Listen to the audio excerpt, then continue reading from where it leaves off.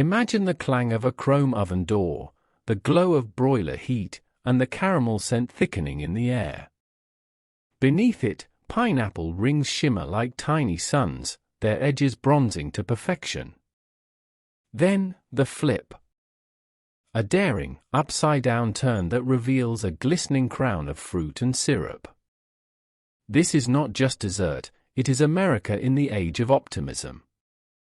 The broiled caramel-glazed pineapple upside-down cake rose from the 1920s obsession with canned pineapple, fueled by Dole's nationwide marketing blitz.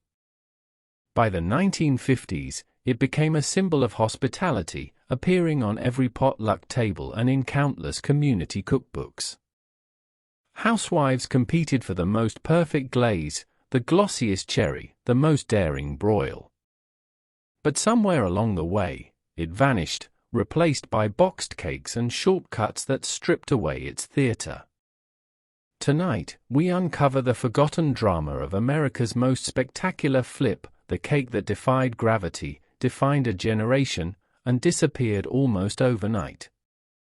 Stay with us, because this story is about to get sticky, sweet, and unforgettable. Picture this, a cast iron skillet pulled from the broiler, the air thick with the scent of brown sugar and melting butter. Nestled within are perfect pineapple rings, each crowned with a maraschino cherry, glazed in deep amber caramel. Then, with one bold flip, those fruit rings become the shimmering crown of what was once one of America's most beloved desserts, the broiled caramel-glazed pineapple upside-down cake.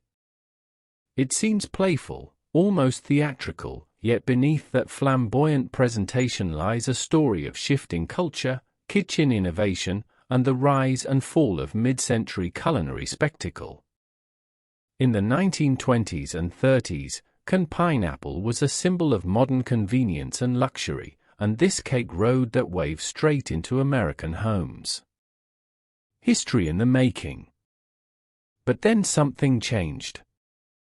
As convenience mixes and new dessert trends swept in, the spectacle of the upside-down cake faded. What was once a proud showpiece of generosity and home-cooked excess slipped quietly into nostalgia's shadow. Today we begin an uncovering, an investigation into how one inverted cake mirrored an era's optimism and later became a relic of its own hubris. We'll trace its origins, examine its emotional pull, and ask, what can a cake so full of ceremony tell us about the kitchens and lives of another generation? Stay with us to the end, because this upended dessert holds more than just sugar and fruit. It holds a piece of America's lost recipes, waiting to be revived.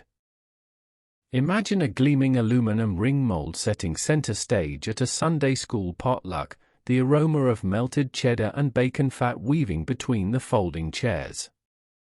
That ring was more than casserole, it was an invitation to community, comfort, and culinary showmanship.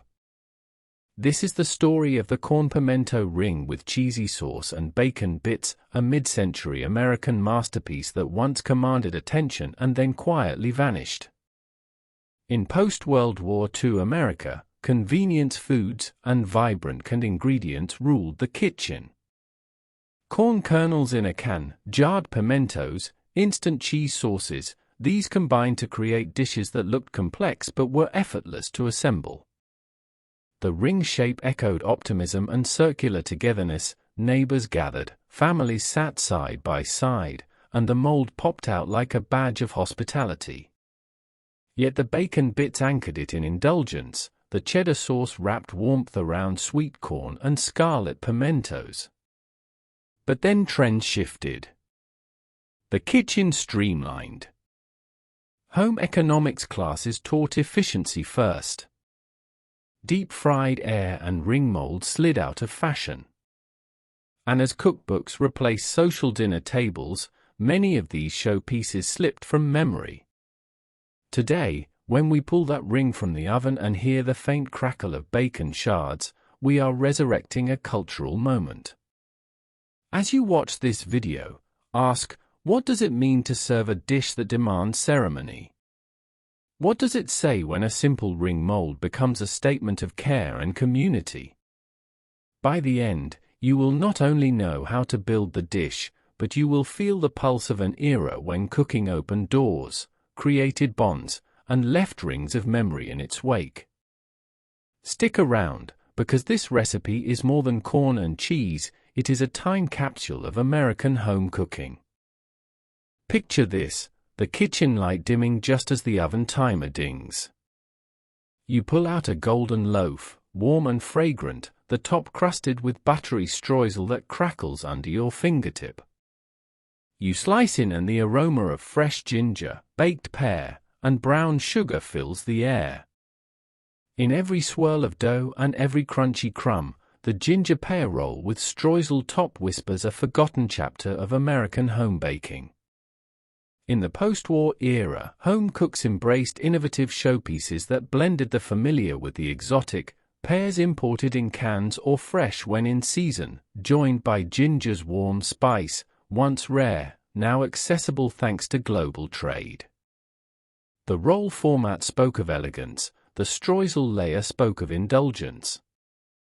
This dessert bridged Sunday brunch and community bake sale. It invited conversation. Where have you found that pear?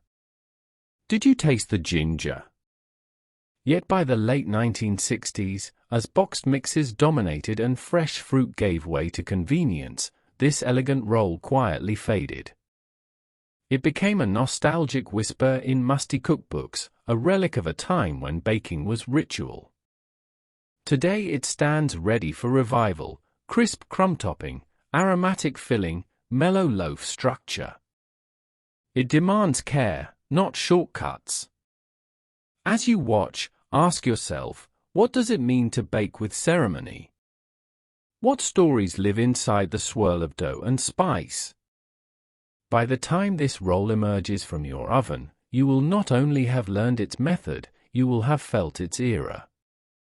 The scent, the texture, the flavor, they tie you to kitchens of another generation. And that is why we revive forgotten recipes. Stick around for the history, the memory, the legacy, and by the end you might just reach for the mixing bowl yourself. Picture a gleaming ring mold emerging from the oven, steam swirling as you invert it to reveal a golden halo of rice, tender chicken pieces, vibrant green peas and orange carrot shards dotting the surface like jewels. The scent of curry powder drifts softly through the air, promising something adventurous yet comforting. This is the story of the curried chicken and rice ring with pea and carrot mix, a dish that quietly bridged mid-century America's fascination with exotic spice and its craving for community-style mains. In the 1950s and 1960s, home cooks embraced the idea that a dinner could travel across borders while still feeling invitational.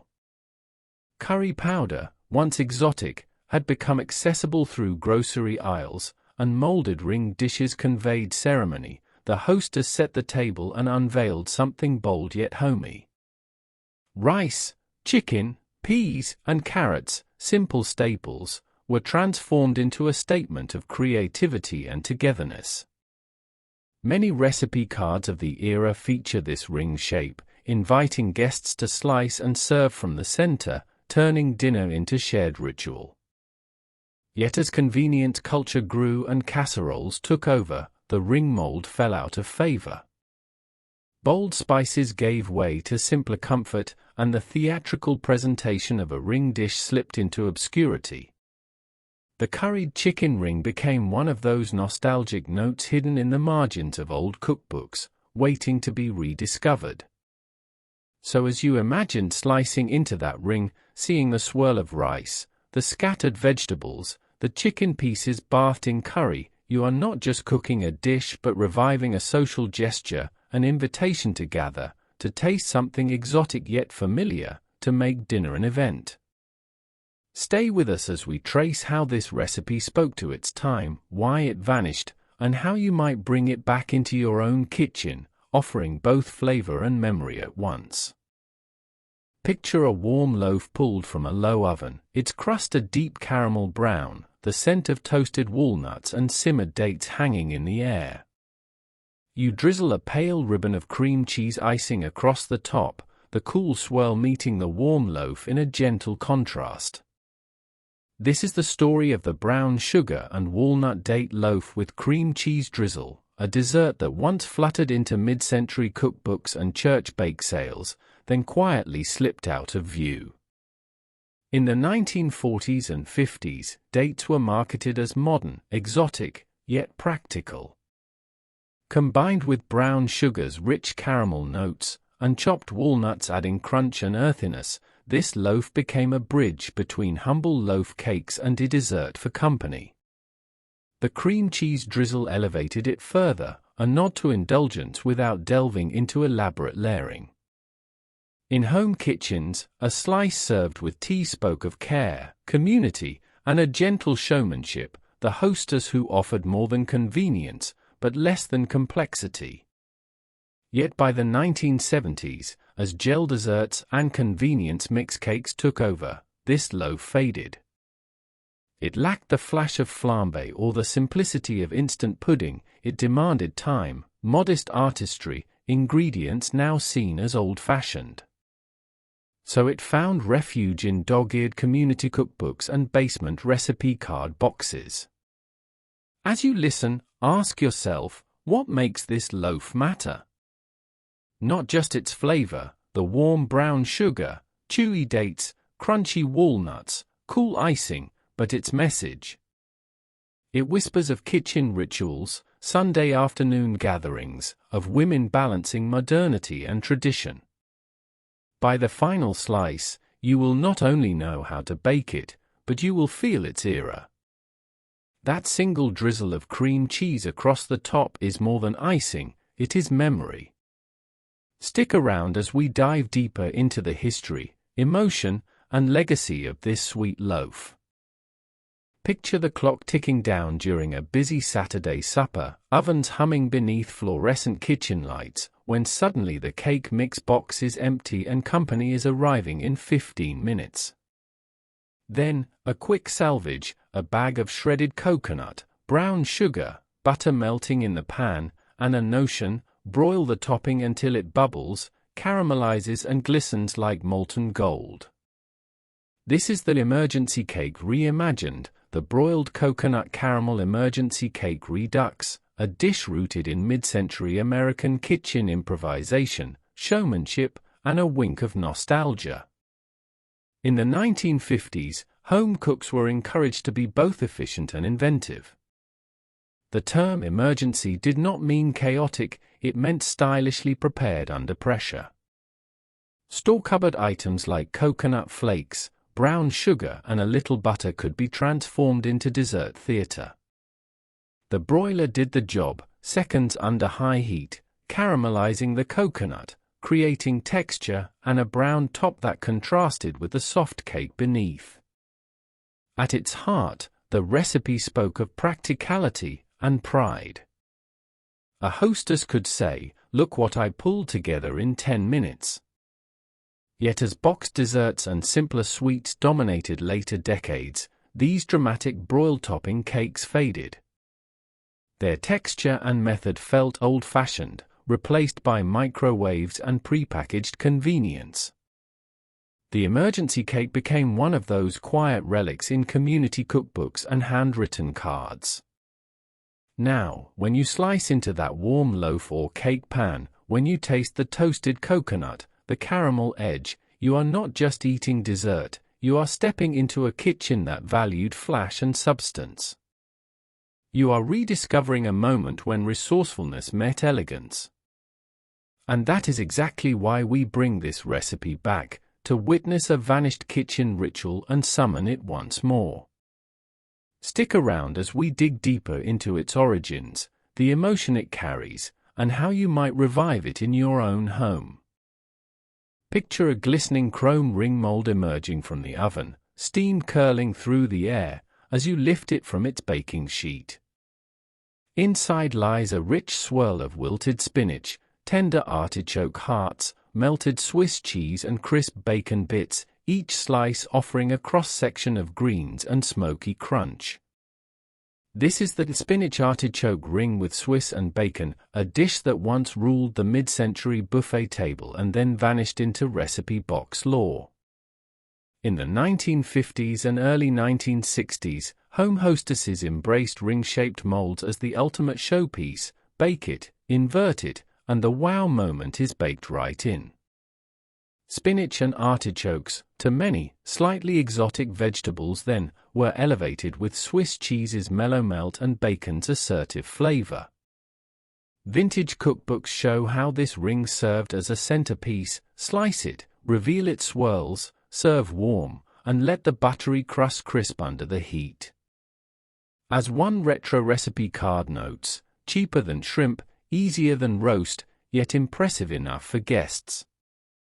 But as home cooking trended away from molds and towards one-pan efficiency, the ring form faded. Convenience took over: casseroles without ceremony, microwavable meals without reveal. The spinach artichoke ring slipped between the shelves of thrift cookbooks and the memory of forgotten potlucks. Today, when you slice into that ring and the bacon crackles, when the Swiss cheese pulls and the vegetables taste full and meaningful, you are connecting to a moment of American communal dining, when the hostess turned food into theater and expectation. So as you listen and imagine this ring come out of the oven, ask yourself, what did it mean to serve a dish that demanded a turn and slice moment? What did it say about gathering, about homemaking, and about pride?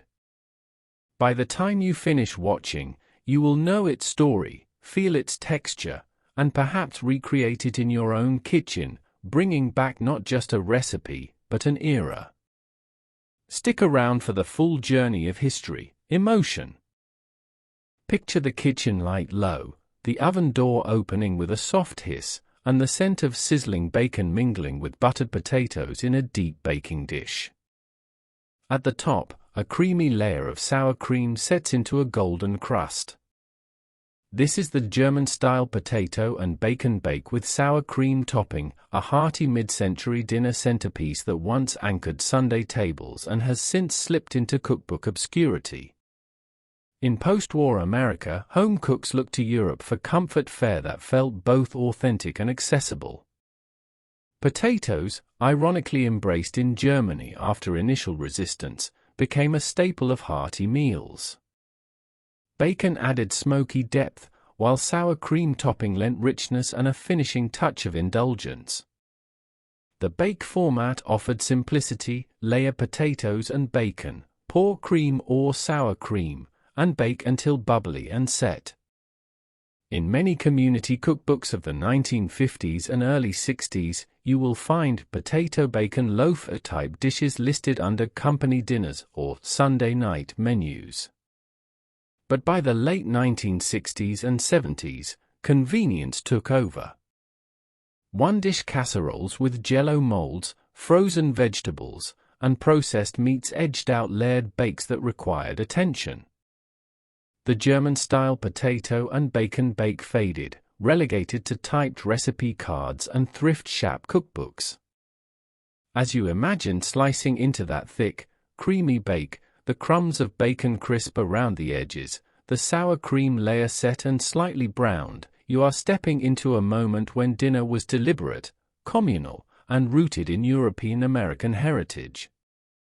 By the time you finish watching, you will not only know how to make it but feel why it mattered: a dish of comfort and craftsmanship, a bridge between old-world culinary roots and mid-century American hospitality. Stay with us as we dig into its origins, its emotional place in households, and how you might bring it back into your own kitchen. Imagine a gleaming gelatin ring mold sliding from the oven or out of refrigeration, unveiling a vibrant halo of golden apricot halves and pineapple rings. Each fruit is dipped in syrup, each marshmallow peak stands like a tiny white spire, glistening under fluorescent kitchen lights and ready for the potluck reveal. This is the apricot pineapple ambrosia ring with marshmallow peaks, a dessert that once served as the crown jewel of mid-century gatherings, then quietly disappeared into the footnotes of cookbook history. In post-war America, homemakers embraced canned fruit as both modern luxury and reliable convenience. Apricots and pineapple, bright, exotic, yet shelf-stable, were ideal for show. Laid in a ring mold, often with gelatin or whipped cream base, the dish was topped with mini marshmallows that puffed up into snowy peaks when briefly under broiler or simply chilled. These peaks gave texture, drama, and whimsy. The ring shape gave ceremony. Guests would slice through the ring and discover the neat arrangement of fruit and fluff. The dessert said, "We are together, we are festive, we are just a bit more luxurious." Yet as the 1970s rolled in and convenience shifted further to pre-mixed desserts and pre-packaged sweets, the ring mold fell out of favor. The color and spectacle of canned fruit salads faded into memory. The ambrosia ring was relegated to drawer-thick community cookbooks, often labeled retro, or grandma's dessert. Today, when we slice into that ring and feel the soft marshmallow peaks give way to syrupy fruit and creamy base, we are tasting memory. We are witnessing hospitality that required time, flair, and a sense of occasion. So stay with us. By the end, you will not only know how to recreate this shimmering ring of fruit and marshmallow, you will feel its place in America's social kitchens, its role in communal feasts, and why bringing it back matters. Picture the moment: a glossy, jewel-red ring of tomato gelatin emerges from the refrigerator, the chrome center filled with crisp iceberg lettuce leaves delicately tossed in a herb vinaigrette. The guests lean forward as the hostess unmolds the dish. The ring holds its shape, shimmering under the dining room lights. This is the vintage tomato aspic with herb-dressed iceberg, a dish that once stood at the center of mid-century America's social lunch tables and then quietly receded into the back of the cookbook drawer. In the 1950s, gelatin-based dishes signaled modernity, efficiency, and aesthetic flair. The very concept of molding tomato juice, gelatin, onion, and seasonings into a structured ring offered a blend of sophistication and practicality. Serve it with iceberg lettuce dressed in herbs and you had freshness, structure, and color all in one. The tomato aspic ring became especially popular at ladies' luncheons, bridal showers, and potlucks, occasions where presentation mattered nearly as much as flavor. Yet, as the culture of home cooking shifted toward speed, convenience, and informal plating, the time-intensive process of chilling, molding, and unmolding such rings fell out of favor. Gelatin dishes came to feel dated, even gimmicky, and the tomato aspic ring slipped into nostalgia. Now, when you slice into that shimmering red ring, when the lettuce and herb-dressed iceberg emerge from the center, you are not just serving a salad, you are reviving a gesture of hospitality, a moment of ceremony, and a conversation piece from another era. By the end of this video, you will know how to craft one yourself, and you may just feel the pull of that mid-century luncheon table, swirling with pastel dresses, folded napkins, and a molded tomato masterpiece center stage. Let's bring this forgotten classic back to life.